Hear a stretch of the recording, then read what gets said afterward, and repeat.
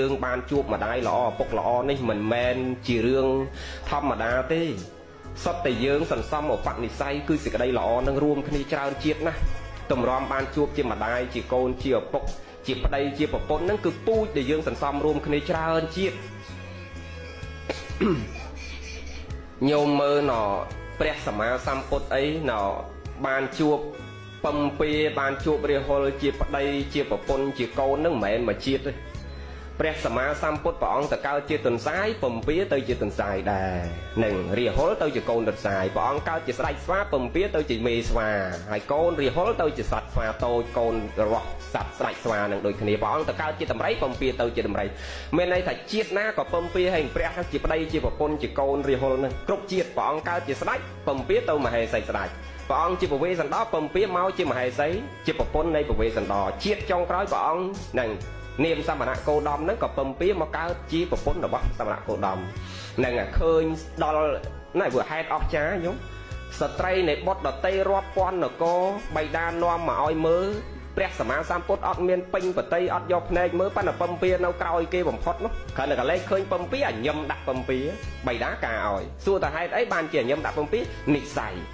ចឹងនិស័យជាប្តីជាប្រពន្ធតនសំរុំគ្នាបានឃើញគ្នាទៅវាត្រូវចិត្តចឹងម្ដាយនឹងកូនឪពុកនឹងម្ដាយដូចគ្នាតម្រាំមាននិស័យជួបម្ដាយល្អឪពុកល្អនឹងសិតតែពូជដែលយើងសន្សំពីមុនមកបានគាត់ឃុំក្រងថែរក្សាយើងចិញ្ចឹមបីបាច់ថែរក្សាយើងដោយល្អប្រកបដោយធម៌ដូចគ្នាយើងសំណាងណាយើងមើលទៅអ្នកខ្វះធម៌កើតជាមួយតកូលម្ដាយឪពុកក្រខ្សត់អត់លំបាកអាក្រខ្សត់អត់លំបាកហើយខ្វះសីលធម៌គុណធម៌វាយដំតក់ធាក់កូននឹងអ្នកខ្លះបកើតមកបដែកចោលទឹកទលេទឹកស្ទឹងអ្នកខ្លះចោលនៅពេទ្យមិនយកអីឃើញទេយើងឃើញភ្នែកអាបនបាបនឹងយើងមិនបាច់ទៅមើលជាតិមុខជាតិក្រោយឯណាឆ្ងាយពីខ្លួនយើងយើងរៀនពិចារណាប៉ុណ្ណឹង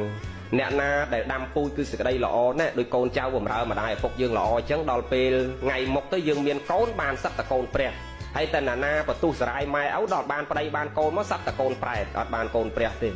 អាកូននឹងវាមកផ្ដាល់ទុកឲ្យយើងផ្ដាល់ក្តៅកាហាយឲ្យយើងមើលយាយខ្លះកូនកើតមកវាផ្ដាល់ទុកឲ្យយើងធំទៅវាដៅឆ្លោះទាស់តែងខ្វែងកំណត់កាប់ចាក់លួចឆក់ប្លន់យាយខ្លះប៉ោះប៉លីសប្រភ័យប៉ោះស្គាល់ទាំងអស់នឹងដើរសុំលុនក្រាបបងលុយគេផងសុំទោសគេផងគ្រប់កន្លែងអាហ្នឹងដែលគេហៅតែបានកូនប្រែតប៉ុន្តែដូចខ្ញុំធឿនសត្វតកូនព្រះទាំងអស់ដោយសារអីពូជខ្ញុំធឿនសំពីមុនមកវាល្អបាទឥឡូវហ្នឹងបានសត្វតកូនព្រះចៅព្រះដើរតាមកន្លងធម៌ម្ដាយឪពុកដោយល្អនឹងមកឃើញយាយខ្លះតាខ្លះពេលគេស្រោចទឹកឲ្យម៉ែឪគេអញ្ចឹងគាត់ឈរក្បែរនោះស្រក់ទឹកភ្នែកម៉ាត់ថ្មមើលដឹងចិត្តគាត់យល់អារម្មណ៍ថាមនុស្សចាស់